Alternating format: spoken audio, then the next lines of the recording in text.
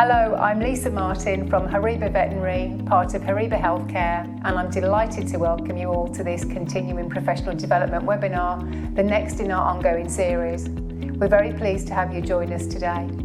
All of our previous CPD content on a wide range of veterinary subjects is available to watch back free of charge at any time in the support section of the HORIBA Veterinary website.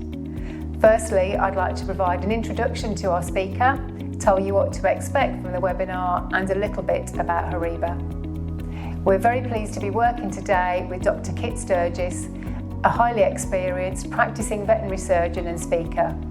He'll be discussing haemostasis in theory and in practice with a detailed presentation, case studies and a question and answer session open to anyone joining us live today. Kit has been in clinical practice for almost 40 years. He was awarded his PhD for looking at the mucosal immune response to FIV. He's a specialist in small animal medicine who was awarded the Fellowship of the Royal College of Veterinary Surgeons for meritorious contributions to clinical practice and the BSAVA Woodrow Award for contributions to small animal practice. Kit is Chair of Trustees for the largest UK cat charity, Cats Protection, and chairs the Responsible Use of Medicines Alliance's Target and Measures Working Group. He's also a trustee of Veterinary Education Outreach and a school governor. Kit maintains a keen interest in many areas of internal medicine and has authored numerous articles and 2 textbooks, as well as examining, lecturing and presenting research worldwide.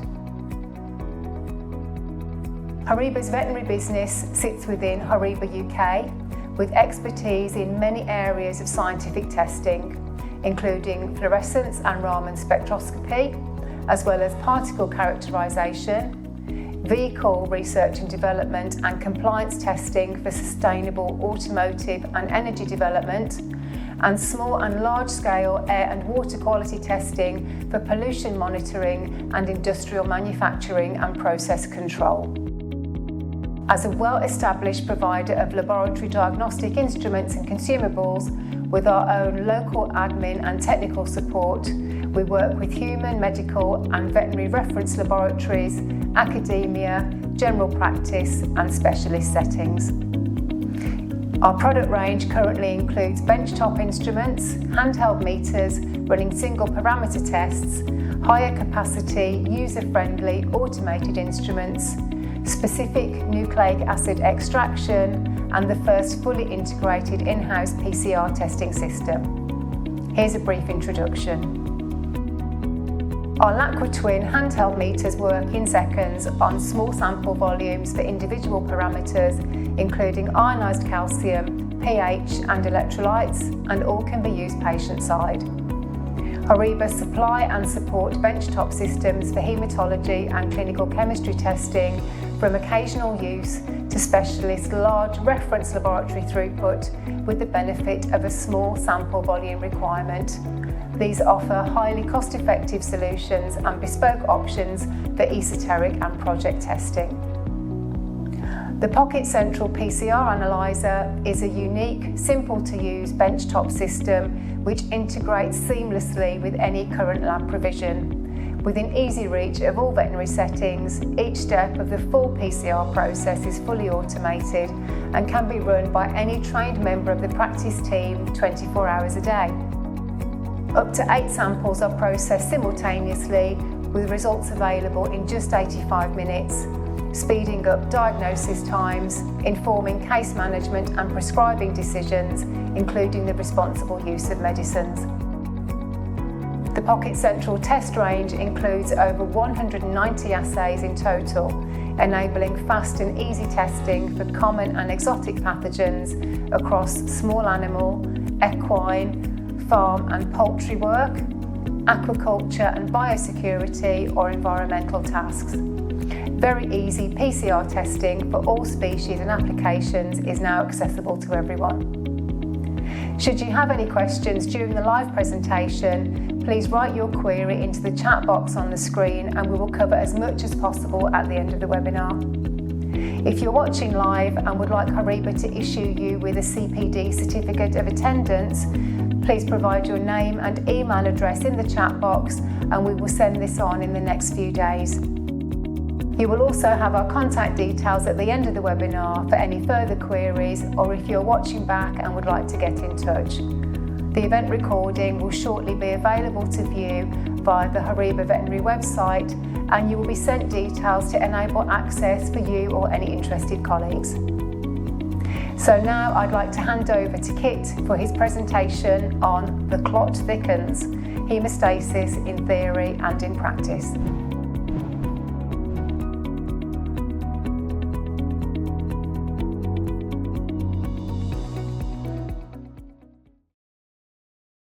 So welcome to the webinar. The real question when it comes to clotting for the body is whether you should be clotting or whether you shouldn't be clotting. And something that we're becoming more aware of is once you have clot, should you lyse that clot or not lyse the clot?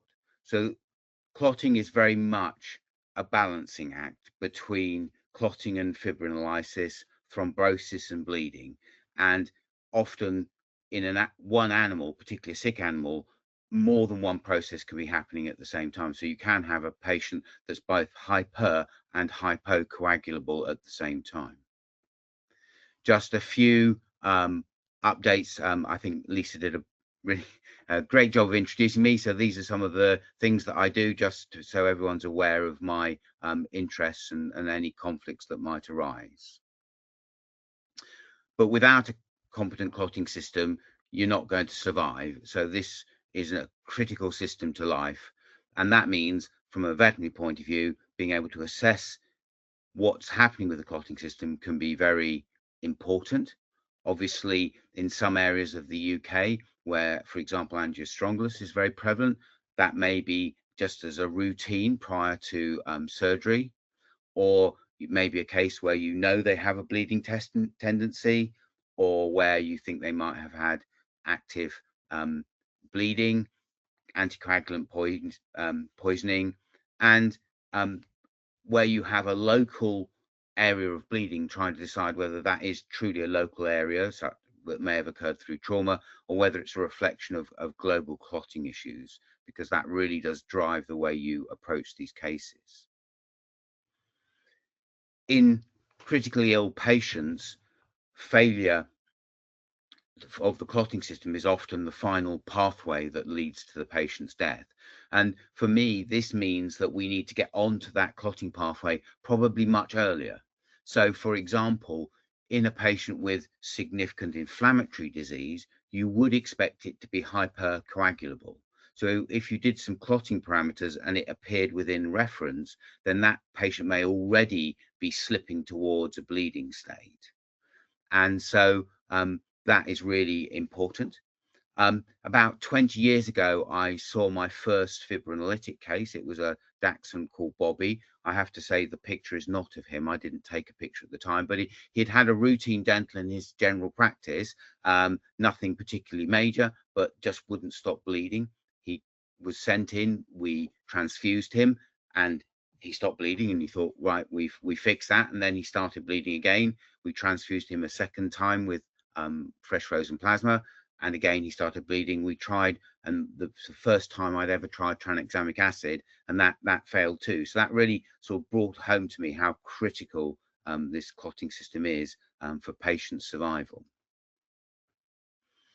So we have this balance between excessive clotting that is following the normal pathways, and then a failure to clot. And we tend to often talk about coagulopathies, but sometimes we're really talking about thrombocytopathies. So it's a platelet issue rather than a clotting factor issue. And sometimes, as in Bobby's case, it's not a failure of either of those systems. It's a failure of the secondary clot formation, so secondary hemostasis, because there's excessive fibrinolysis.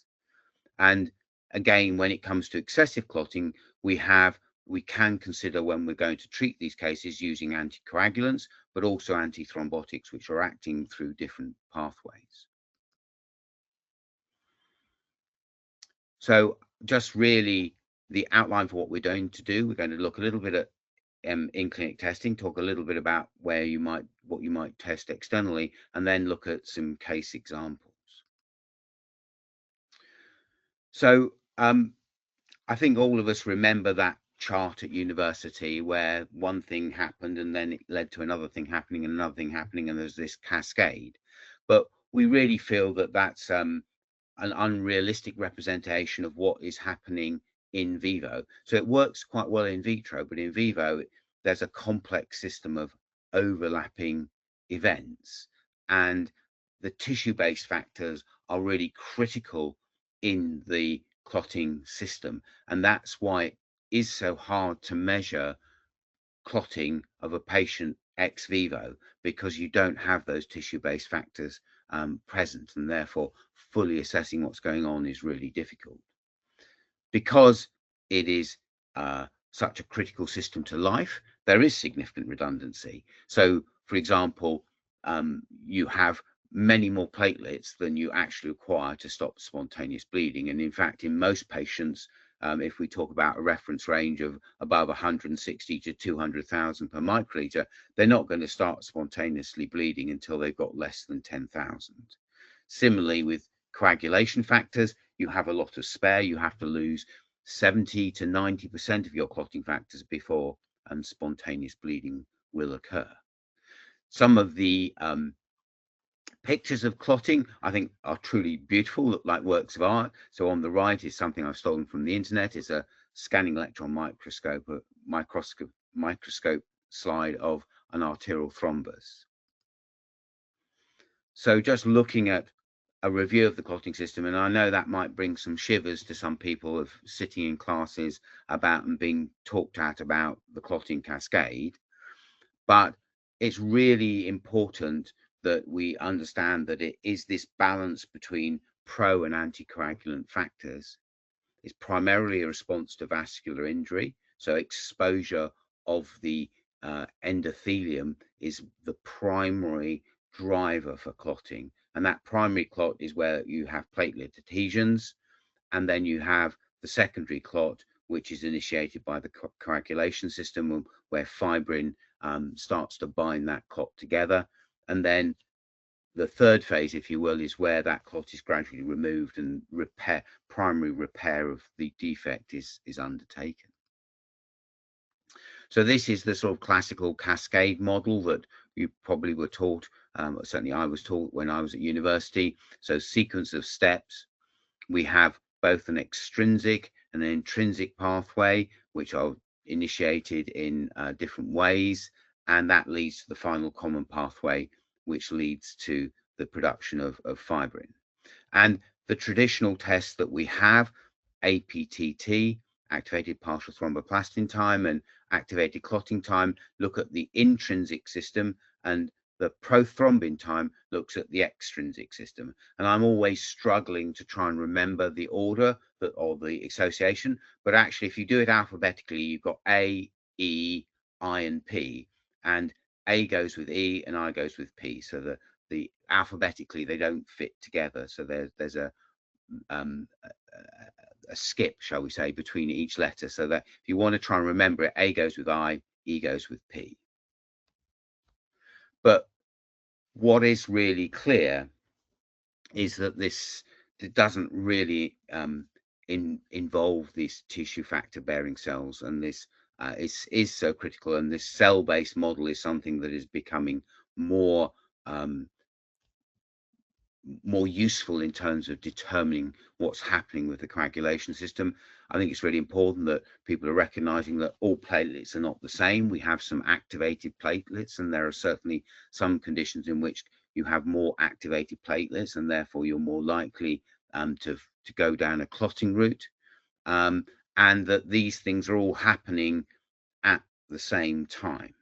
But the final pathway is turning prothrombin, so factor 2, into thrombin, and then fibrinogen into fibrin, which acts to clot stabilize.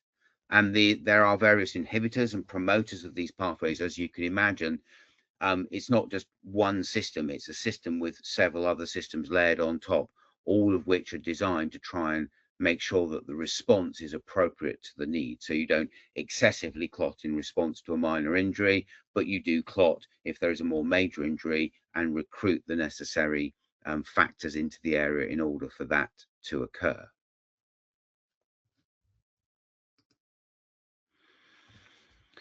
So just trying to hold in our minds that the clotting system is probably a lot more complicated than the somewhat simplistic structure that we were led to believe perhaps during A levels or in our veterinary degrees.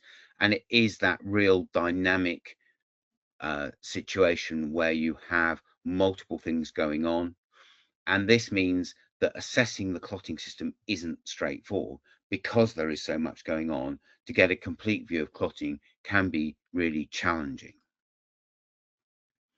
And depending on the caseload that you see in general practice, depends really on what is worth being able to do in-house and what you may send off. So from my perspective, basic profile, so something I think pretty much every practice needs to be able to do in-house, is obviously a physical examination, blood smear and platelet count. So feeling comfortable that you can look at a slide and count the number of platelets or estimate the number of platelets. And that requires a couple of things. One, being able to make a slide, but also having a microscope that's of sufficient quality that you can look on the 20 or 40 times objective so you can spot these platelets. There is also, I think, in this current situation in the UK, having an angiostrongylus antigen test is quite important. And I have put buccal mucosal bleeding time there, and it's very much in two minds as to really the value of buccal mucosal bleeding time. So theoretically, it's the one test which checks the whole system because it's in vivo. It allows all those tissue factors to get involved. The real problem with buccal mucosal bleeding time is that there's a huge variation between different operators and different days. So it's a difficult test to actually standardize. But if it is a test that you feel comfortable doing, it does give you some information. Certainly if that bleeding time is significantly prolonged past the reference interval that you've calculated for the way that you do the test, then that probably is really significant. The next step beyond those tests would be to look at doing APTT and PT and activated clotting time in-house. And there are a number of different machines that are patient side, easy to use, cartridge based. You just need to take the sample and then follow the instructions. And this is one system that is available on the market, but other systems like the iStat machine you may have for doing blood gas can actually measure activated clotting time. And then there are some larger systems which they all act in a fairly similar way. The problem they have is that it's quite hard to measure APTT using turbidometry. It's a bit easier in using other systems, nephrometry, but they don't always agree particularly strongly with the external testing. So you need to get to know, if you have an in-house machine, you really do need to get to know your machine. And then if you go beyond that, there are a whole heap of other toys that you can have. This system at the bottom is an attempt at a patient side viscoelastometry machine. There's been quite a lot of papers written about it, and it gives you some results, but they don't always correlate very well with more standard viscoelastometry, so things like the TEGs and the Rotem machines. But we need to start at the beginning, and that means a good history. So is the worming up to date in dogs with possible exposure to angiostrongylus? Has there been any access to toxins? Have there been previous episodes of bleeding? Sometimes when I talk to clients who've come in because there's concern about their clotting, they may say, well, yes, I do remember that the bitch spay did seem to bleed quite badly, and so that may suggest that although the problem you're seeing now appears quite acute, that particular patient has got some underlying clotting defect. Obviously, it's important we have a good physical examination looking for evidence of bleeding. Sometimes in heavy coated dogs, so like this dog here, that bruising goes all the way under that coat. You can just sort of see it up here, perhaps a little bit in the axilla, and unless you look closely, or sometimes even clip up, it can be really hard to see. Cavity bleeding may not show marked clinical signs unless that bleeding is quite profound. Small amounts of abdominal blood will be difficult to find on physical examination. And obviously we're looking as well with our history and physical examination to see if there are underlying causes of the problem that we are looking to manage.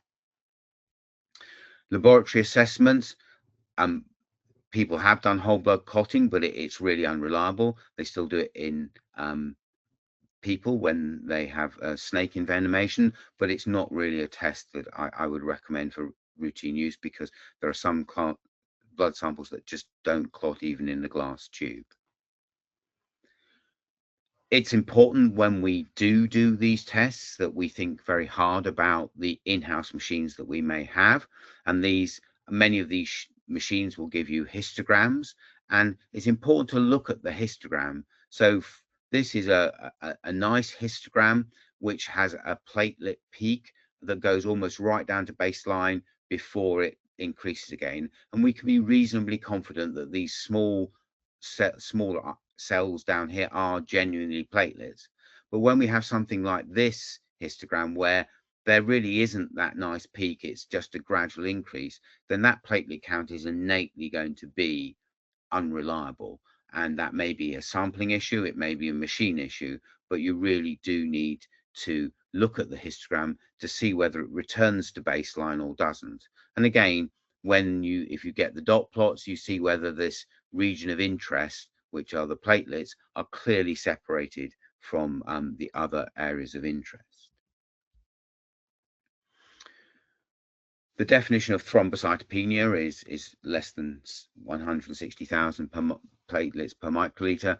But as I've said, clinical signs would be very unusual at less than 40, and most patients I see need to be less than 10,000 before they will spontaneously start to bleed. Although obviously, if you're looking at an invasive procedure like surgery, then you will want a higher platelet count, certainly than 10,000.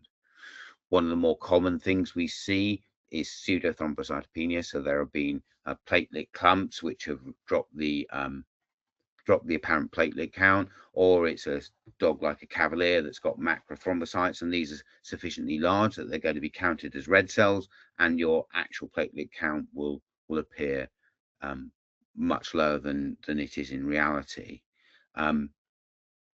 So that if you do see a case where you have got an apparent thrombocytopenia from your in-house machine, then it really is, excuse me, really is important that you feel comfortable with looking at a blood smear and counting the number of platelets.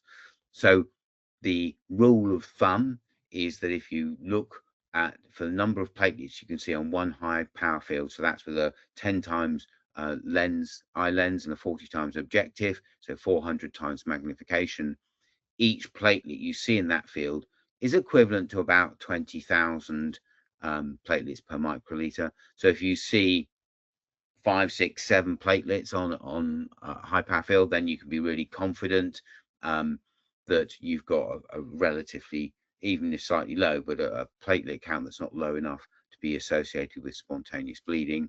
If we took the picture at the top here, if that was the whole of the high power field, we've got 3 platelets, so that would be equivalent to 60,000 per microliter. And again, highly unlikely that that patient would be spontaneously bleeding.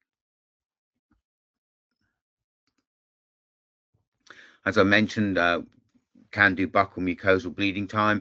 These are the reference ranges, and you need a fairly cooperative patient, so not something one finds it very easy to do. In cats, you need to sedate them, and there's been a little bit of work looking at whether sedation affects clotting. But as you blot near the incision point, if you touch that incision point, that breaks the forming clot, the primary clot, and the bleeding will actually then be longer than it is in reality, because you're damaging the formation of that primary clot. So I guess the go-to after platelet count for most practices will be PT and APT. Important thing to realize is that these tests were originally developed to look at warfarin anticoagulation in people with heart disease. So they weren't really ever designed to fully examine the clotting system, but we try and use them as surrogate markers for what's happening with the intrinsic and extrinsic clotting pathways and the final com pathway. So in theory, if it's an intrinsic problem, APTT will be higher, longer, and PT will be within reference. If it's a final com pathway, then both of them will be affected. And there are various reference ranges, and it is very machine dependent. So it's really important that you make sure the reference range you use in your practice is right for the machine that you look at. So I did a bit of work with a quick vet to see how well it actually correlated with the results from the external lab. So when we were needing to do clotting times, we took the sample, we ran it in-house, and then we also sent it off. And as you can see, in terms of prothrombin times, there was a fairly good correlation between what we measured in-house and what the lab measured, and it categorized patients appropriately. So the 3 with abnormal clotting were abnormal on using both systems.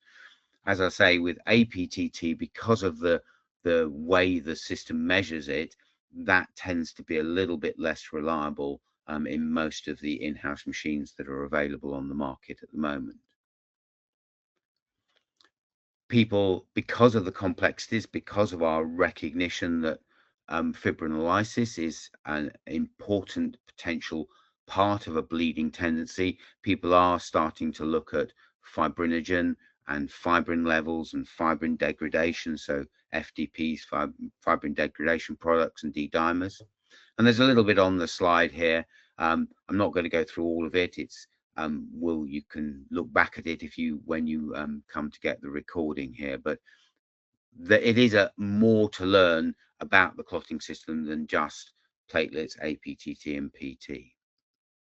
And that's because fibrinolysis is really important in terms of what happens to the clot after the primary clot forms, whether that's going to be stabilized as a secondary clot. And there are lots of factors that impact the way that the fibrin, so thrombin, prothrombin is converted to thrombin. Thrombin acts to produce fibrinogen into fibrin, and then that fibrin is broken down into fibrin degradation products. So some systems will measure these FDPs either as FDPs or as D-dimers to try and estimate how much breakdown of fibrin is going on as an indicator of the status of the clotting system.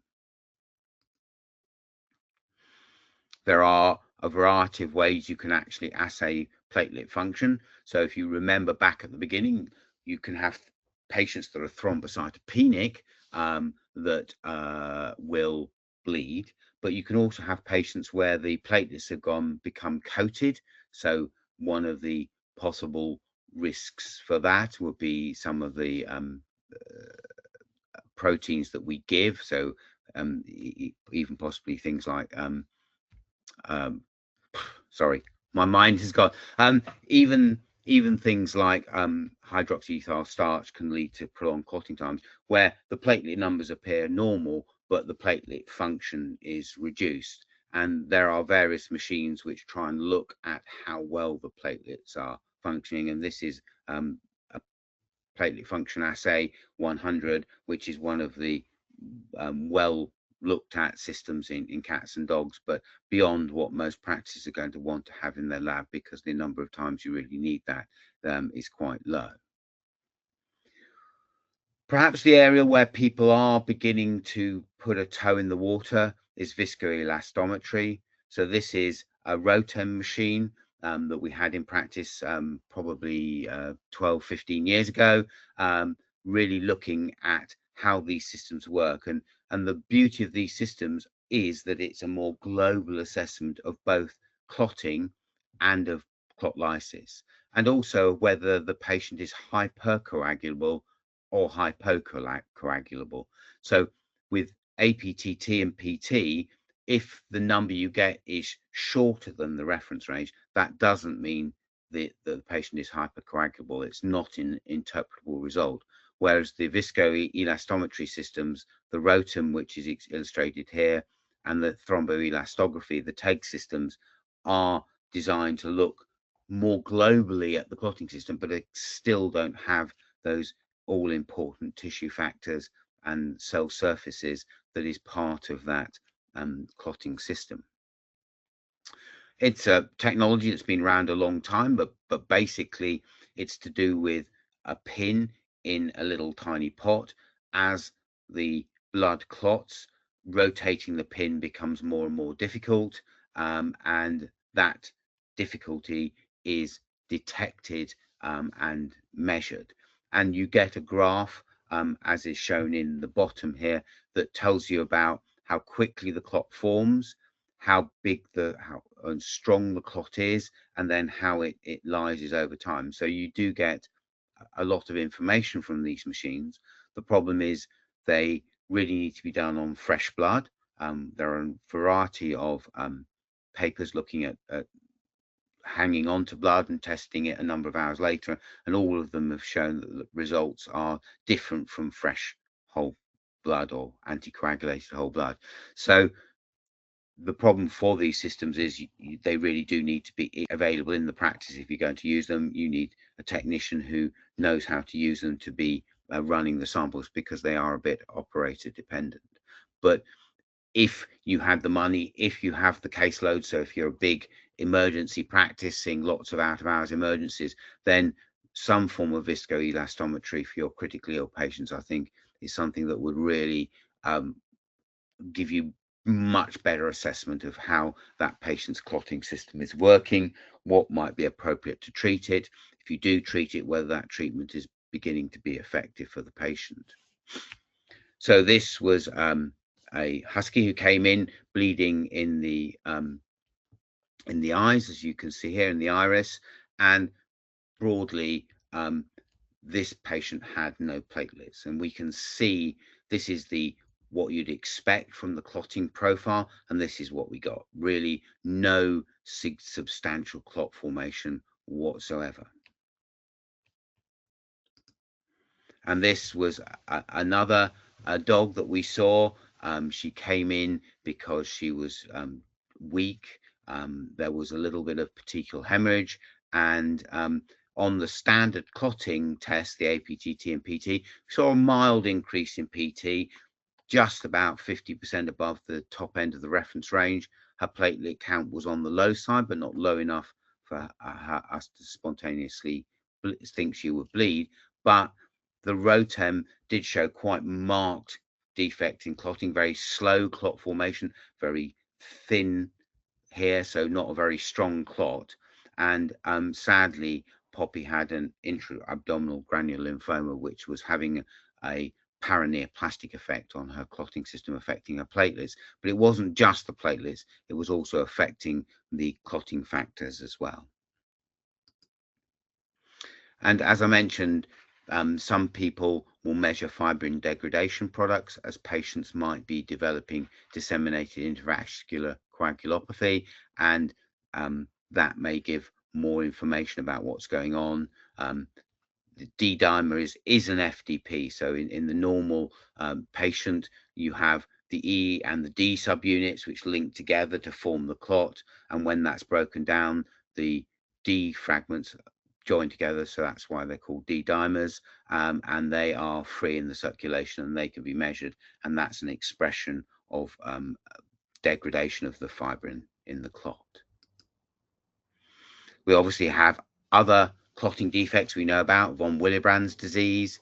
Von Willebrand's factor exists in a number of different forms. It has various types of multimers. The bigger multimers are much better at initiating coagulation, which means that we do have a variety of different types of von Willebrand's disease, depending on which multimers or which are present or absent. In the more severe forms, then they have a virtual complete lack of von Willebrand's factor multimers, and they will bleed very severely, even on relatively minor challenge. Whereas some of the patients with type 1 von Willebrand's disease may happily manage minor bumps or scrapes or dentals, but when you came to do, say, a more major abdominal operation, that's when you see that they are showing coagulation problems. So try to sort of go through a little bit about the coagulation system, the physiology, and also how we might make some measurements to get some impression of how the coagulation system is doing. And now really want to talk a little bit about, well, okay, so we've got these tests, but what do we actually do when we get presented with a bleeding patient? And again, it comes back to making sure we have that signalment. These death cap mushrooms are very powerful anticoagulants. So I've only thankfully seen one case in my career of mushroom poisoning in dogs, not at all pleasant, really difficult to manage, high mortality rate, but also obviously whether there's other evidence of trauma, whether there's been any previous problems, what sort of exposure the patient has had to toxins or parasites like angiostrongus. And then how's the hemorrhaging, the coagulopathy presenting? If it's local disease, you're more likely to see it in a single organ, but sometimes you will see a more global coagulopathy present with initially just one organ affected. But if you see a cat with a bloody eye like this, then we're going to think much more likely that this is probably a hypertensive cat with rupture of the capillaries in the retina causing the bleeding rather than a systemic coagulopathy. But we may see hematuria, we may see epistaxis, may see third space bleeding. So we have a patient that might be dyspneic or showing evidence of cardiac dysfunction, lameness, neurologic signs. One of the most dramatic cases I can remember seeing was a patient that came in was initially going to go to neurology because it was screaming in pain and had a swelling, a very mild swelling on its face. Turned out to have angiostrongus, and it had a bleed under the muscles of its face, and basically the bleeding was sort of tearing the muscle off the bone of its face, and that was excruciatingly painful but very responsive to treatment. There are other things that we need to do. We need to look for the primary cause that might be causing the bleeding. So imaging to look for evidence of mass lesions, as in the case here, large splenic mass in this dog, or it may be gastrointestinal bleeding. And for me, gastrointestinal bleeding is one of the hardest things to spot. We like to think that these animals may show evidence of melena, but you can lose several mils of blood into your gut every day without obvious melena, and all you see is a patient that has become very anemic, and the reason they're anemic is because they are bleeding, even in the face of a normal coagulation system. But something like a pill can be very useful to move down the whole of the gastrointestinal tract looking for evidence of bleeding. So once you have found the point of where the bleeding is occurring, then it's how do we control that bleeding?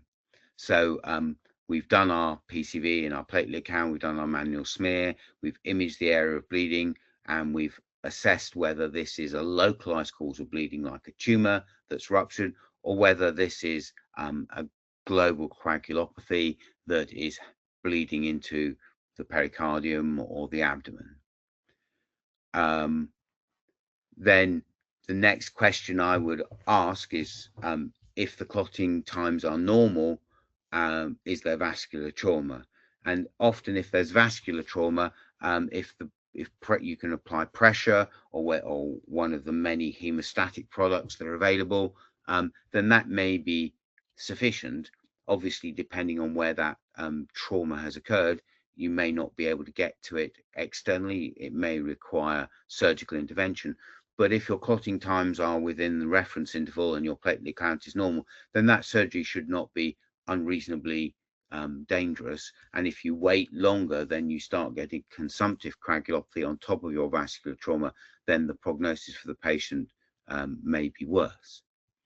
But if the clotting itself is abnormal, so this is a primary coagulopathy or a primary thrombocytopenia, then you are going to have to look at a completely different way of approaching these patients and thinking, well, is this at a level where time and support will be sufficient, or are we going to have to do something directly to try and replace the deficient clotting factors, or in some relatively rare cases, would giving platelets be enough to stop the active bleeding that's going on?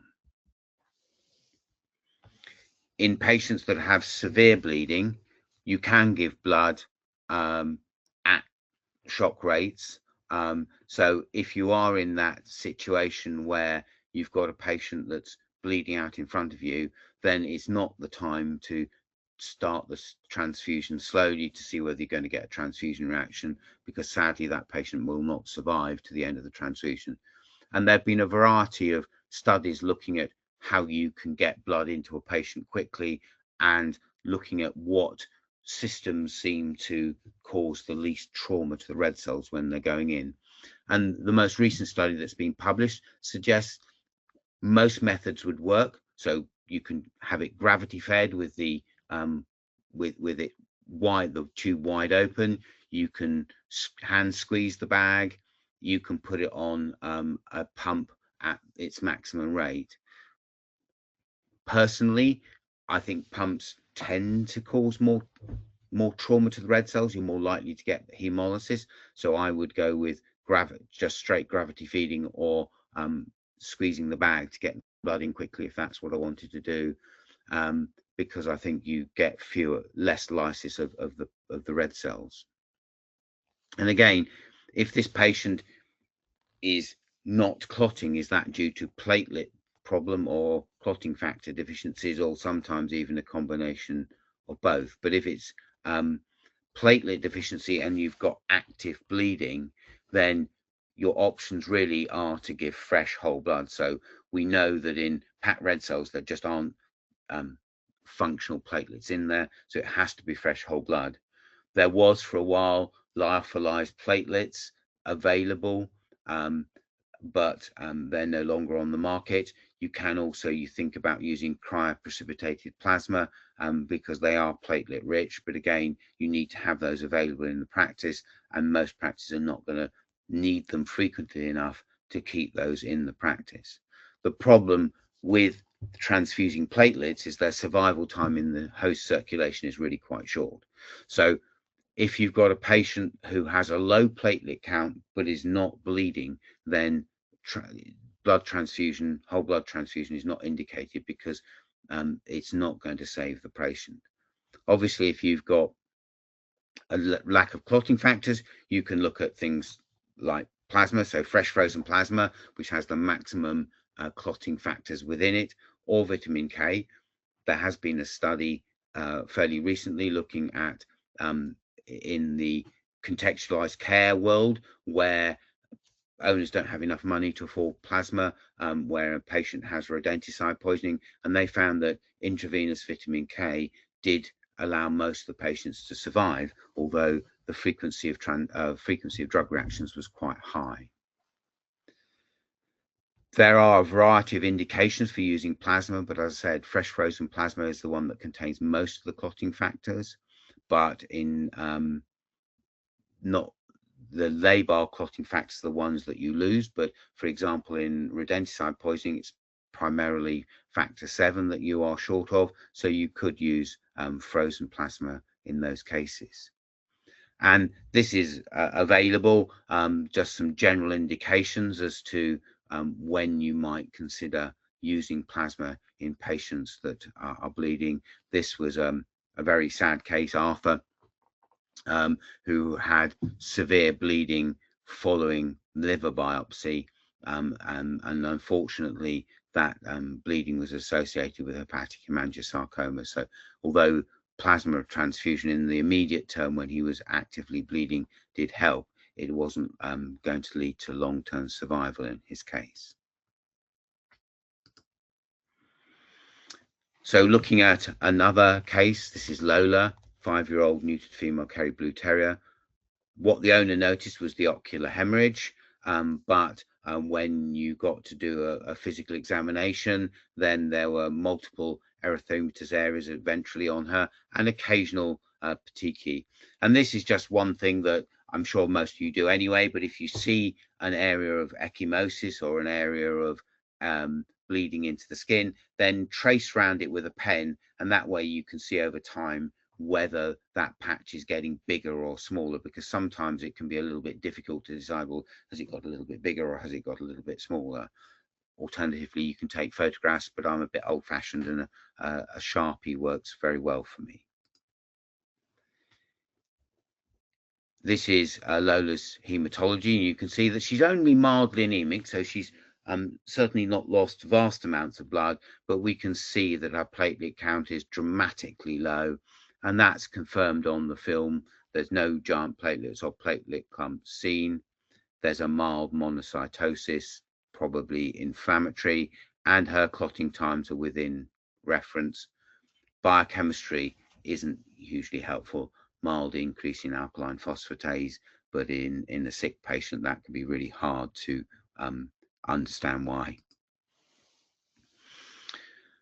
So, as I say, if the patient's not actively bleeding, then blood transfusion won't help. If you get a patient which has a thrombocytopenia and you don't know, because you haven't done all the testing yet, whether this could be a primary or unassociated immune-mediated thrombocytopenia, you can still give steroids. So there are very few reasons in these patients not to start them on steroids as soon as you can, once you've got the necessary samples that you need to make sure that your use of steroids isn't going to affect any diagnostics you want. But once you've done that, you can start your steroids, and within 4 or 5 days you can stop them abruptly. So if you've done some tests, let's say you concern there may be infectious cause, the patient has traveled abroad, and you come back and you do get a positive for Ehrlichia or something, then you can stop those steroids without tapering them off if it's only been 4 or 5 days, and the patient's going to be fine. This was Archie, a 4-year-old Labradoodle. So he presented both pale and jaundiced and with petechial hemorrhages. So that combination of pallor, jaundice, and petechiation really makes my heart sink, because it often indicates a complex immune-mediated process that's going on. And in Archie's case, he had Evans syndrome, or a combination of immune-mediated hemolytic anemia and immune-mediated thrombocytopenia. And these are really, really tough to manage because their red cell count is already pretty low, and then they are also bleeding, and it's really difficult. Archie had multiple transfusions, 4 or 5, I believe, before we managed to get on top of his disease. And then we can get the old-fashioned rodenticide poisoning, can cause massive bleeding. A recent paper suggested that the most common site of bleeding was into the lungs, like we have here with Zungu. And so this dog presented primarily dyspneic rather than obviously bleeding. And so to be aware, if you've got an unexplained dyspnea, particularly in a young dog, often you'll have a mildly low platelet count. But if the platelet count is over about 40,000, as I've said, it's unlikely to be cause bleeding. And consumptive coagulopathies. So when you are bleeding, you will start using your platelets up. But consumptive coagulopathies really don't drop that platelet count as low as you see with immune-mediated thrombocytopenias. So in this case, he responded really well to fresh frozen plasma, did very well. He's a Labrador, so he's slightly stupid, so I wouldn't put it past him to go and find the same source again if the owners weren't careful. Snake bite is relatively rare in the UK. I saw a lot in my first job when I worked in Essex, because along the seawall in Malden they have a lot of adders. Dogs frequently get bitten in the face because they're going along poking their nose where it shouldn't be. And the question is, when you see these cases, what you should do about it. There has been a veterinary evidence paper looking at whether using antivenom helps, and the conclusion from this paper in the UK was that the evidence to support use of antivenom in most dogs was not there. So if you don't have antivenom, it's not of itself a reason that you should rush around trying to find some. Most of the dogs don't seem to benefit from it. Similarly, most of them don't benefit from prednisolone, so symptomatic and supportive care. The initial presentation of most snake bites is localized swelling where they've got bitten. Quite often they are feverish and often quite depressed. And sometimes the problems with snake bites aren't at the time of presentation, but occur in the first 24 to 48 hours, particularly cardiac arrhythmias and bleeding tendencies. And then we have the bleeding that will occur in greyhounds. So this is typically where you've done a major surgery, and after the surgery everything looks absolutely fine, and then a couple of days later when you're doing your post-operative tech, there's a massive amount of bruising, and which the owner is obviously understandably very worried about. And this is because a number of greyhounds have fibrinolytic disease associated with mutation of one of the genes on the 9th chromosome, and it can cause really extensive skin bruising, and has led a number of people to consider using antifibrinolytic agents like tranexamic acid preoperatively in greyhounds at risk. The evidence to support the value is a bit questionable, but I think many people feel, well, there is something that they can do. But this latest paper up here at the top actually showed that the greyhounds were given the tranexamic acid had more problems than those that weren't, but there was some selection issues with the cases. In terms of cats, we don't seem to see as many cats bleeding. We don't seem to see as many cats with thrombocytopenia or coagulation, coagulopathies. Usually they're not so stupid as to eat warfarin. They don't get angiostrongylus, and Allura strongylus in cats doesn't cause the same clotting changes. One of the interesting or most common reasons we see hemorrhage in cats is associated with liver disease, and certainly with liver biopsy. And there are a couple of studies which have shown that the alkaline phosphatase is a better indicator of whether a cat is likely to bleed than APTT or PT. So certainly if I have a cat with a liver disease with an ALP over 500, then I am going to be concerned that if I go to biopsy that liver, we have a real risk of bleeding. In some cats which have liver disease associated with neoplasia, some other inflammatory liver diseases, they can be thrombocytopenic, and that combination causes are more likely to be causing you problems. And this was a young cat that presented with hemoabdomen associated with amyloidosis, and you can see the free fluid. Typically on ultrasound, free fluid looks really granular because all the red cells that are swirling around, and on the x-ray you can see loss of abdominal detail associated with that hemorrhage. So last 5 minutes I want to sort of flip on its head, and we talked a lot about bleeding, but what about clotting? And this is the idea behind why do cats, particularly with hypertrophic cardiomyopathy or other forms of cardiomyopathy, develop thrombi. And it's this mixture of hypercoagulability, blood stasis in a large left atrium, endothelial injury because you may have a jetting lesion through the mitral valve, and that all together sets up that environment where thrombosis is much more likely. Although there's been quite a number of papers looking at whether cats with hypertrophic cardiomyopathy are hypercoagulable, and there have shown different outcomes. Different papers have come to different conclusions. Some of them have shown that cats have some features of hypercoagulability and other features of hypocoagulability.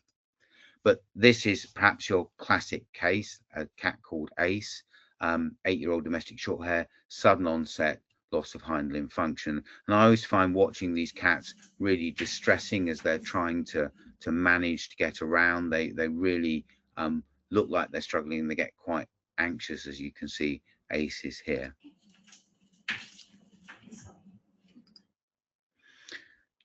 Ace also had an arrhythmia that looked like it was nearly a ventricular rhythm. Blood work showed a mild neutrophilia and a hyperchloremic acidosis, which I, at this point, couldn't really explain. But we can see that there's spontaneous echo contrast in her left atrium, which is really big. So this did look like a case which had hypertrophic cardiomyopathy. You can see how thick the left ventricular wall is, and also the feeling that there's a thrombus sitting in that left atrium as well. So fairly classical presentation. So how should we treat fake cats? Well, if we can find an underlying cause that we can treat, we certainly should be doing that. There are a percentage of cats that present with aortic thromboembolism for which there is no underlying cause. That is actually good, because those cats tend to do better than cats who have an underlying cause. Thromboembolism is painful, so pain relief is important. May need to consider intravenous fluid therapy, but obviously depending on cardiac function.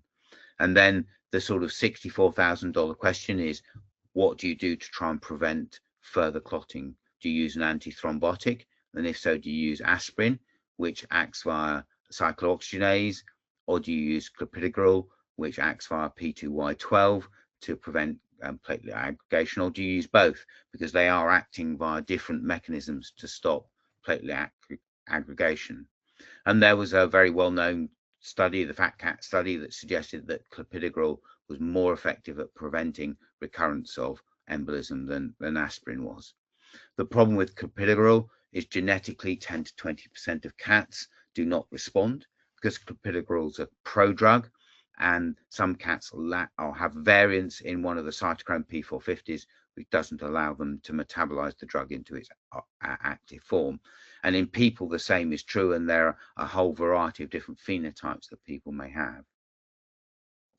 Interest has also been in using anticoagulants, which may seem slightly counterintuitive, because it does seem to be activation of platelets and thrombosis rather than a coagulation problem. But rivaroxaban is used by a number of clinicians, and fairly recently published was the SuperCat study looking at whether rivaroxaban was better than clopidogrel in cats with a previous episode of aortic thromboembolism. The conclusion of that study was they are equally effective.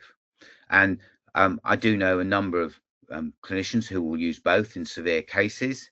How much to use is open to question. Currently, most people will use 2.5 milligrams of rivaroxaban per cat and 18.75 milligrams of clopidogrel. And in combination, are they going to be more effective? And certainly in the case of Ace that we've just seen, I did start him on both therapies because I was really, really worried about the state of his heart, the amount of spontaneous contrast, the presence of a left atrial thrombus. And he did surprisingly well, was discharged 24 hours after the video you saw, and to my knowledge is still with us, and that was 6 weeks now. So still early days, but he is surviving at this time. Obviously, clots can be in other places. So this is Molly, a dog rather than a cat, presented with facial swelling, thickening, puffy around her eyelids, and a prominent jugular pulse. And when we did non-selective venogram, we can see this area of defect in her vena cava. So she had a venous thrombus. And we certainly see far more venous thrombi than I ever used to remember, and that's because we're probably CTing a lot more cases where we see them, which we wouldn't have seen using other imaging modalities. And then Jack, Jack had a splenectomy 10 days before he presented for hemangioma. We know that splenic lesions are associated with hypocoagulable states. And sadly, when Jack had done really well post-surgery, but when he came to have his stitches out, the vet turned him on his back to get to his abdominal stitches. He cried out in pain and lost use of his legs, became very distressed, and was referred in with a lack of pulses in either of his hind limbs. Not a great deal to see on X-ray. There was some changes in the abdomen, but he was post-surgical. But no deep pain, no hind limb withdrawal, starting to dribble urine. And we could see when we did ultrasound, this is his aorta, and at the trifurcation we've got a significant aortic thromboembolus there. Old case, but you know, just illustrating that dogs do get thrombi as well as cats will. And he had severe muscle damage. You can see that CPK was grossly elevated. He had myoglobinuria, which can be very difficult to distinguish from hematuria. And sadly, in Jack's case, he started to necrose all the muscles of his hind legs, and we had to euthanize him. So can be serious consequence in dogs and cats, but dogs seem to be, in my limited experience of emboli in dogs, they seem to do less well than the cats that I've seen. So just bringing this all to a close, and I'm sorry it's been a bit of a gallop through, really important to realize that coagulation is a complex process, difficult to really measure what's going on, really understand what's going on with the clotting system, and the fact that you can sometimes have clotting and bleeding tendencies that coexist. And when I'm faced with this dilemma where I have a case where I can't fully evaluate what's going on, the watchword for me is do something that is sensible based on what you know and observe what happens. So don't try and do absolutely everything at the beginning. Do that first sensible step, where that's giving some fresh frozen plasma, and see how you do. If it's going well, carry on doing it. If it's really not having an impact, then think, well, what else is available? Do I need to go back and look at my diagnosis to see if there's something I've missed, or am I on the right track and I just haven't found the appropriate treatment? You will see emergency presentations. So collapsed dogs with hemoabdomens following splenic rupture. Zungu had severe dyspnea associated with rodenticide poisoning. So some emergencies may present with coagulopathies or bleeding tendencies which aren't obvious externally because they're third spacing them. Some dogs with marked pericardial bleeding, for example, associated with a tumor, will potentially collapse because of tamponade of the right hand side. So really important to take a good history and examine carefully. Sometimes you can see just a very small number of petechiae, but it's enough to start making you think really you need to get a good handle on what's happening with the clotting system quite quickly. I can't overestimate how important it is to feel comfortable doing a blood smear in practice. If you don't feel comfortable, there are many people out there to help. There are courses. There are even some of the laboratories will, I'm sure, if you use them as an external laboratory, will be happy to help you with some tuition so that you can feel, I can do a blood smear, I can feel confident to say, yes, there are platelets, or there are less platelets but sufficient so this shouldn't be causing bleeding, or there are so few platelets that this may well be the cause of the bleeding that we're seeing. If you do need to send samples externally, then take them before you start treating them. Make sure if you're going to send out hematology and you're not going to do a smear in house, to send a fresh blood smear. If you are going to use citrated plasma, make sure you fill the tube up to the right line, because underfilling or overfilling citrate can impact the test results. And when it comes to treatment, think about what blood products you have available and can use, and whether you have other treatments specific for the disease, such as steroids in immune-mediated hemolytic anemia. So just acknowledge that the when I did that test on the quick vet, the results I showed, we were given the machine and the reagents to test that machine. I'd really like to thank HORIBA for allowing me to talk for an hour on the subject, which I find fascinating. Still learning every day, and the referring vets for the great cases that they send to me, which allow me to learn and develop my knowledge and understanding. And thank you all for listening. Thanks very much, Kit. Absolutely brilliant as always, and I've been making lots of notes while you've been talking. If anybody does have a question for Kit, I understand from some that have come in that the chat function on your screen isn't working, but the question box should be. So if you have a question for Kit, please pop it in the question box. Also, if you would like a CPD certificate sent on, if you've attended the webinar live and you would like a certificate sent on afterwards, please also pop that in the Q&A box, and we can get those sent on to you afterwards. So we do have some questions coming up, but just a couple of key points really from the presentation. And to clot or not to clot is indeed the question. So some really entertaining slides there. It's always great when you've got a presentation that includes a bit of humour and keeps us on our toes. And we really love the case studies as well. You know, it was great to see that that Archie made a recovery, and very sad to see that poor old Jack didn't. But I think when you've got case studies, it really helps to bring things to life and makes it all quite relatable.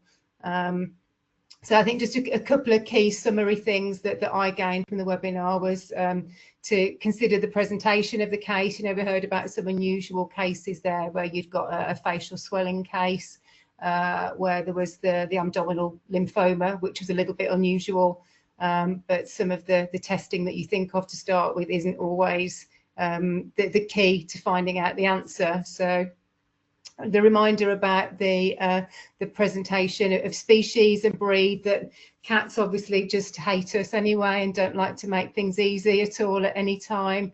Labradors will always eat things that they shouldn't do, which isn't helpful. And just a reminder on the variation of breeds in the von Willebrands as well. You know, the list there is quite extensive for the different breeds that can be affected. I think Dobermans always spring to mind, but then you realise that there's a lot more to it than meets the eye. So I think another key thing in experience, having worked in diagnostics for a long time, and I've talked to Kit about this on more than one occasion, that the clotting tests, because there are so many of them out there, that you can't directly compare one to another, that, you know, there are different machines that still are doing a PT or an APTT test, and they're not always like for like, you know. So I think I've learned that consistency is the key if you're testing. Would you agree with that, Kit? Absolutely. And for me, it's getting to know your own machine.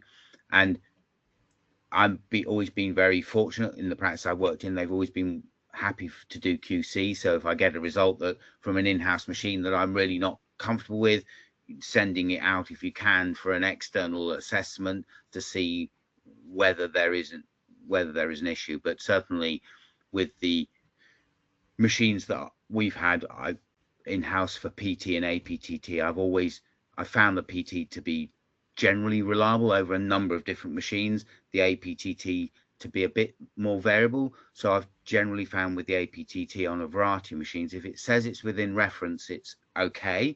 If it says it's out of reference, then sometimes it's okay, and sometimes it clearly is abnormal. So I think it's those out of reference APTTs that can be a bit challenging in-house sometimes to really get an idea. And, you know, if you're lucky enough to have an iStat machine doing your blood gas, you can then get your activated clotting time cartridges, which is another way of looking at that same part of the intrinsic system. So you could, in those circumstances, perhaps look at it in a different way. And if they both agreed, then hopefully that is the right answer. If they disagreed, then you may well be in a situation where one machine is giving you a false result. Okay, that's a really helpful hint, and something else that another piece of kit that you may have in your practice that you could use straight away as an easy test.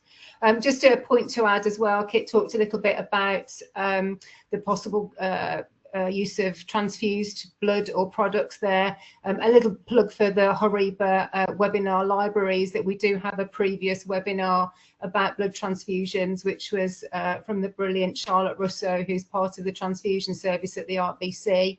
So if anybody'd like to top up their CPD further, have a look on the HORIBA website with our webinars. And Charlotte talks through the process of transfusion, how they work at the RBC, from everything from preparation, patient care, to how to perform a transfusion. So that's a really nice adjunct to this evening's webinar from Kit. So a couple of questions that have come in so far. You talked about angiostrongylus. Do you have any preference or recommendations for tests at all, or any of the proprietary ones? I've got most experience with the AngioDetect ELISA, looking for antigen. The papers published suggest that it's reasonably sensitive and specific, so I think if you do get a positive result, you have to take it seriously. Some people would consider Behrman testing for larvae the gold standard, as it were, but really you need to collect 3 days of fecal material and send it off. So for many patients, that's just really not doable. And we certainly see some patients with a bleeding tendency with angiostrongylus which haven't got through their pre-patent period, so they may not have any larvae in the feces. So angiostrongylus is fascinating when it comes to why they have coagulopathies, and we are learning more and more, because some of the standard tests like PT and APTT and platelet count may appear normal, yet these patients are bleeding, and there's sort of active work going on trying to understand, but it does seem to be quite a complex mechanism, and that probably of the available tests, thromboelastometry or viscoelastometry is the one that would show you that, because some of them are more fibrinolytic than they are coagulopathic. Okay, that's really helpful. Thank you very much for that. And going back to the cases that you mentioned about the greyhounds, the bleeding, these dogs that often present after procedures, the amputations, or the the bitch spay, the typical ones where you get this this obvious hemorrhage. You mentioned, I think, that the standard PTA, PTT tests and similar are not helpful for trying to detect this in advance. Have I understood that correctly? Yes, because it's a defect in fibrinolysis or excessive fibrinolysis. So they clot normally, which is why they are so. The first one I saw in practice, I was completely shocked, because I thought I'd done a good surgical procedure. The dog had gone home at the end of the day. The wound looked brilliant, and then when it came back in 2 days, it looked terrible because it had bled. So they are clotting normally, but they're breaking that clot down way too fast and then starting to bleed again. So that's why some people would use tranexamic acid, as that is blocks some of the fibrinolysis, and with the idea that some people will pre-treat for several days before surgery in the hope of reducing that risk of bleeding. Currently, the evidence is a bit tricky whether it really helps, and I'm sure that people have had different personal experiences, but by and large, at least orally, tranexamic acid seems pretty safe. And so if you feel that it works in your hands, then that until more evidence is available, that's a perfectly reasonable thing to do, to pre-treat these greyhounds for a few days before surgery, and then for 4 or 5 days after surgery, to try and improve the clot stability that you get, the secondary clot. Okay, that's really helpful, because there's nothing more alarming than a big big bruise at a surgical wound, like you say, if you think that everything went smoothly and you're experienced enough to know that if it's gone well or not. That's quite alarming, both for an owner and for a practitioner to see in the clinic. Yes, and certainly sort of clots like that, bruising like that, does increase the risk of secondary infection as well. So it is quite quite an issue, and certainly one. I mean, I'm always a clinician who likes to get their excuses in first, so it's always something that I warn people. And it isn't just greyhounds, it's also sighthounds. So people have seen similar things in Irish wolfhounds, and some people may have had similar experiences in things like deerhounds too. I guess we see more greyhounds than other breeds. I haven't seen it so much in lurchers, but that may be the lurchers that I've seen. Because it's a genetic problem, it may be some groups, so there may be some practices that see a lot of it and other practices who see it very rarely, just because of the genetics of the greyhounds or the lurchers in their area. Oh, that's interesting. So it could be population related then, if you've got something that's a local common denominator. Okay, thanks for that. Another question, you mentioned, we touched on IMHA cases towards the end there. We've got a question. We've seen vincristine used as a bit of a Hail Mary, you know, a beg for help during IMHA cases. Is this something that you can consider using at end stage cases, or is it contraindicated? That's a really fascinating question too. I think they may be referring to IMTP rather than IMHA. So the vincristine has two impacts. So one is it has been said to help the bone marrow shed platelets. So where your platelet count is really low, if you give vincristine, then you'll get a short-term increase in platelet numbers. There's some question about whether they're functional, and if you remember right back at the talk, there are activated platelets and unactivated platelets, and whether these early release platelets will activate as easily is a question. But that's one way that people use it. There is another way that people will use vincristine, which I haven't personally done because it's quite complicated, but you can take out platelets from the patient and incubate them with vincristine and then put them back. And the idea is then that when the immune system tries to chew up that platelet, it gets a high dose of vincristine, which kills off the cells that are causing the immune reaction.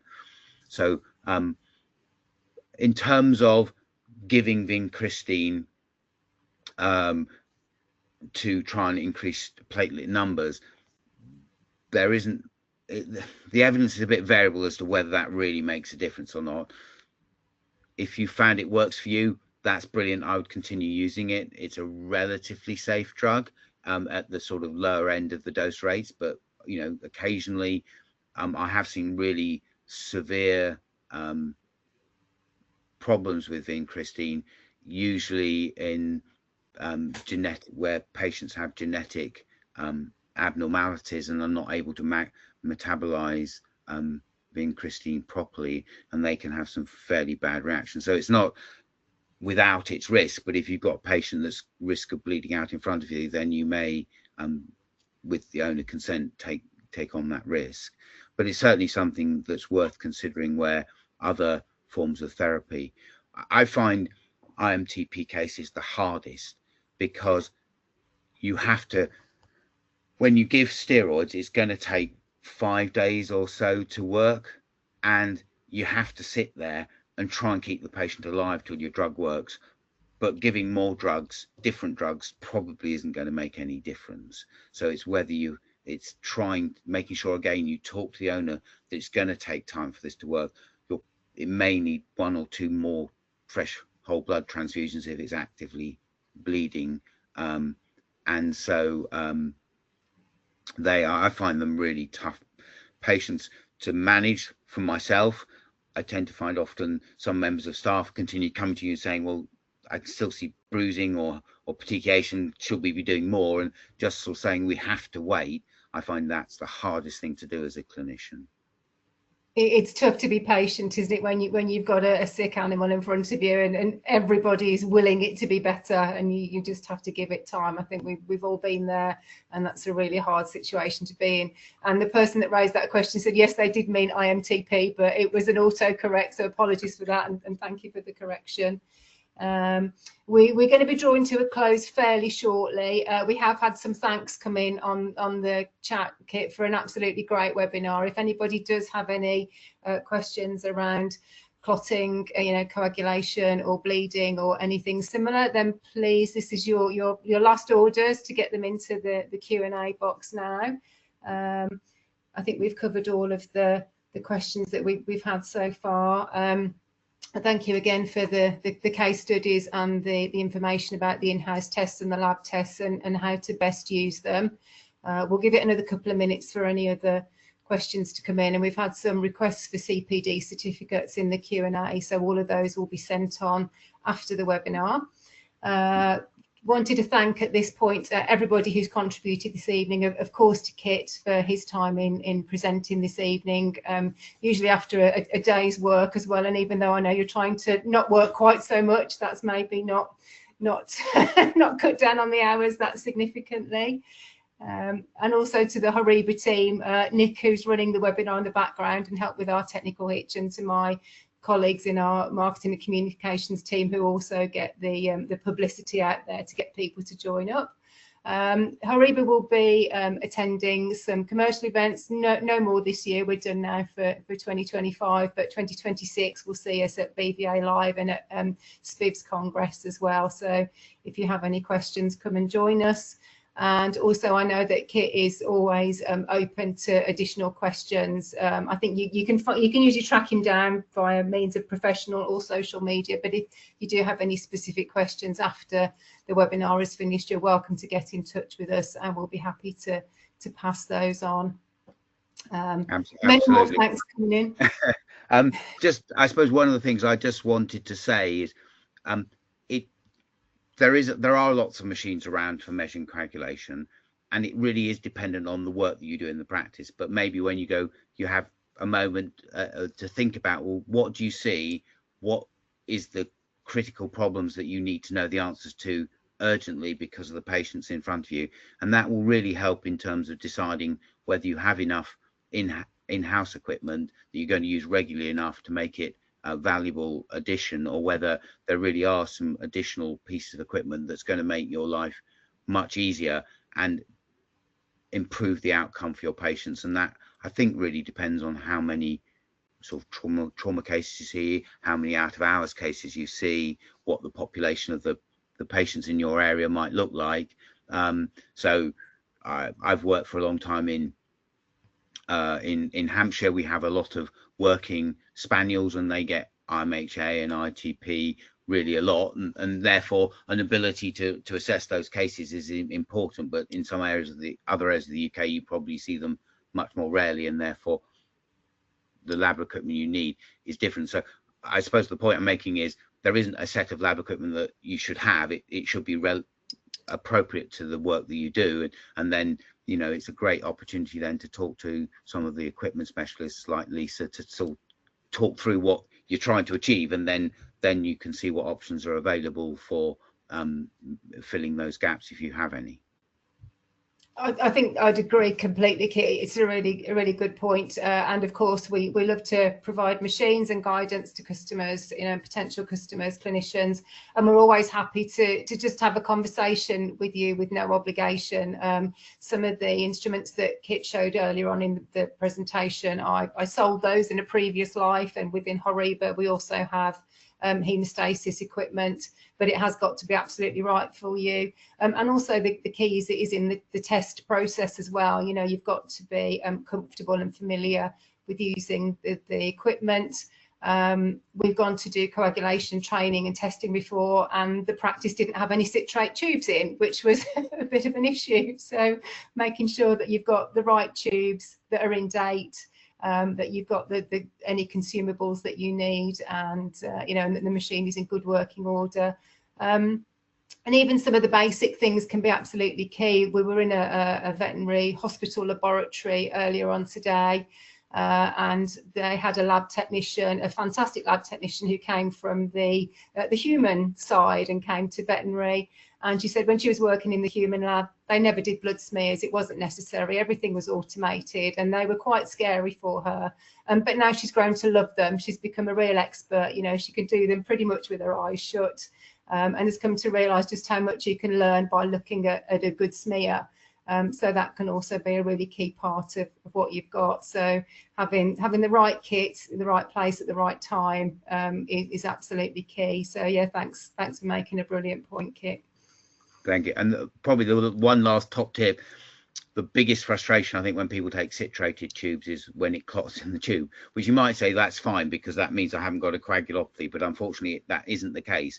And citrated tubes can sometimes need a reasonable amount of mixing. So just to sort of take it, turn it upside down once may not be sufficient. and it depends whether you have a liquid citrate in there or whether it's a powdered citrate coating the tube as to how easy it is to mix. Liquid citrate tubes, some people keep in the fridge because some of that liquid citrate can evaporate, particularly if you don't use the tubes very often. So again, another top tip is make sure your tubes are in date, because if they're out of date, they may not anticoagulate properly. And it's so frustrating when you've taken that sample, you want to send it off, it's clotted, and you've started treating the patient, so you can't take it again with the same information available. Absolutely, yeah. Make your first attempt at getting your sample a good one. Just that's led me to think about another question. I know we're going slightly over time, but it's a fascinating discussion. When it comes to taking these samples, if you've got a patient that you considering is at risk of bleeding, then how much of a trade-off is there between needle size and potential, sample damage, or pressure? So I'm thinking about hemolysis in a sample, against causing a hemorrhage by taking the actual sample, the venipuncture. What are your thoughts on that?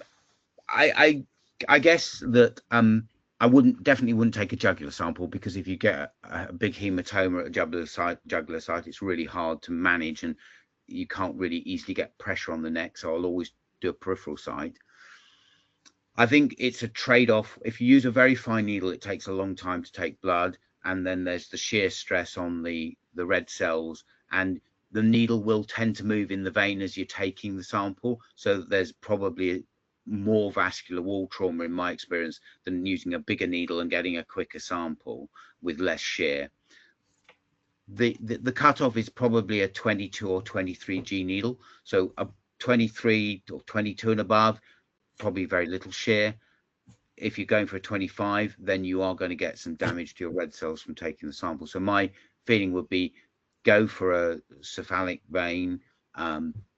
Make sure you've got it, as you were saying, Lisa, it's getting that first sample right. So it's I hate groveling around on the floor. That may be because I'm old and my knees hurt, but getting the patients in a comfortable position, making sure the veins properly raised, making sure you've got it properly clipped and prepped, so you get a good clean sample. When I was at Bristol, we had a hematologist called Scary Mary, who she would watch you take the samples for clotting, and if you hadn't got a clean stick with a single draw, she would refuse point blank to run the sample. And that's perhaps a little draconian, but really you do need a good clean sample if you're going to do clotting times, because if it takes a lot of time, there's a lot of sucking and a lot of messing around, it will affect the result. Yeah, of course, that's the very thing that you're looking for, and you want it to be right. So no additional pressure then. You've got a patient that you're worried about bleeding and you want to get the sample out of a relatively small needle first time with no issues. But I think it's good to bear that in mind and make sure you've got everything in place before you start. So thank you for running over slightly on the time for that additional bit of discussion. Always one question leads to another, doesn't it? So we don't have any further questions from the audience just now, but if anybody has anything else, please feel free to send it in, or if you're watching the webinar back, then you can contact us or Kit directly for any additional queries that you have. So just leaves me to thank Kit again for giving up his evening for HORIBA, and to my colleagues who've helped in putting the webinar together, and wish everybody a very pleasant rest of your evening. Thank you. Thank you. Bye now.